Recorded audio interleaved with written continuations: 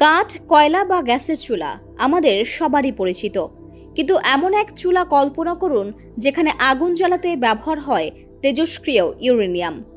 দাউ দাউ আগুন না থাকলেও এই চুলার তাপ হার মানায় যে কোনো জ্বালানিকে। খাবার রান্নার বদলে এখানে রান্না হয় বিদ্যুৎ, যা আলোকিত করে হাজারো ঘরবাড়ি। এই জাদুকরী চুলার নাম পারমাণবিক চুল্লি বা নিউক্লিয়ার রিঅ্যাক্টর। রূপপুর সহ বিশ্বের সব পারমাণবিক বিদ্যুৎ কেন্দ্রের কেন্দ্রবিন্দু এটি। আবার চেরনোবিল দুর্ঘটনার পেছনেও দায়ী ছিল এই চুল্লি। কিভাবে কাজ করে পারমাণবিক চুল্লি? গবেষণায় দেখা গেছে কয়লা বা গ্যাসের তুলনায় ইউরেনিয়াম প্রায় ৮,০০০ গুণ বেশি শক্তিশালী। বিদ্যুৎ উৎপাদনে ব্যবহৃত ইউরেনিয়াম রডের ভেতরে থাকে ছোট্ট ট্যাবলেটের মতো প্যালেট। মাত্র ১ সেন্টিমিটার প্যালেট পুড়িয়ে যে শক্তি পাওয়া যায় তা পেতে লাগে প্রায় ১৭,০০০ ঘনফুট গ্যাস বা ৮০০ কেজি কয়লা। তবে ইউরেনিয়ামকে খোলা জায়গায় পোড়ানো যায় না। তেজস্ক্রিয়তা বেরিয়ে গেলে তার ভয়াবহতা চেরনোবিলেই প্রমাণিত। তাই প্রয়োজন হয় বদ্ধ ও নিরাপদ ব্যবস্থার। এখানেই আসে পারমাণবিক চুল্লির ধারণা।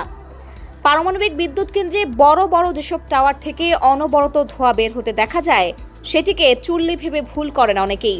কিন্তু আসল চুল্লির সাথে এই টাওয়ারের সরাসরি কোনো সংযোগই থাকে না। পারমাণবিক চুল্লি বলতে মূলত বোঝানো হয় নিউক্লিয়ার রিঅ্যাক্টরকে। পারমাণবিক বিদ্যুৎ কেন্দ্রে ডোম বা গম্বুজ আকৃতির কিছু ভবন দেখা যায়।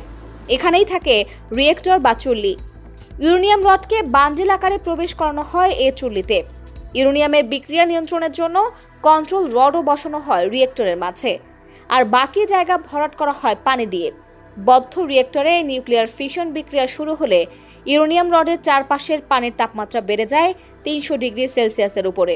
কিন্তু ইউরেনিয়াম রড উত্তপ্ত হতে থাকে আরও কয়েক গুণ বেশি তাপমাত্রায়। এই অতিরিক্ত তাপকে একটি পাইপের মাধ্যমে নেওয়া হয় পানির ট্যাঙ্কে, যার নাম হিট এক্সচেঞ্জার। এই হিট এক্সচেঞ্জার ট্যাঙ্কের পানি উত্তপ্ত করে বাষ্পে পরিণত করে। অন্যান্য তাপবিদ্যুৎ কেন্দ্রের মতো এই বাষ্পচাপ কাজে লাগিয়ে টারবাইন ঘোরানো হয় এবং এ থেকেই পাওয়া যায় কাঙ্ক্ষিত বিদ্যুৎ। তবে যত সহজভাবে বিষয়টি বলা হয়েছে, সম্পূর্ণ প্রক্রিয়া আরও জটিল। সূক্ষ্ম হিসাব ও জটিল ইঞ্জিনিয়ারিংয়ের সমন্বয়ে গড়ে ওঠে একটি পারমাণবিক চুল্লি। চুলের তেজস্ক্রিয়তা যেন বাইরে না আসে, তাই কমপক্ষে ১ মিটার পুরু দেয়ালের গম্বুজ আকারের ভবন বানানো হয় এর চারপাশে। কোনো সামান্য ভুলেরও সুযোগ নেই এখানে। চেরনোবিলে হওয়া দুর্ঘটনার কথা অনেকেরই মনে আছে, যেখানে শুধুমাত্র পারমাণবিক চুল্লি বিস্ফোরণে ডেকে এনেছিল এতগুলো মৃত্যু। আসলে বিজ্ঞানের সকল আবিষ্কারেরই ভালো খারাপ দুই দিকই থাকে। বিজ্ঞান আশীর্বাদ হতে পারে কেবল তখনই যখন তার সাবধানতার সঙ্গে ব্যবহার করা হয়।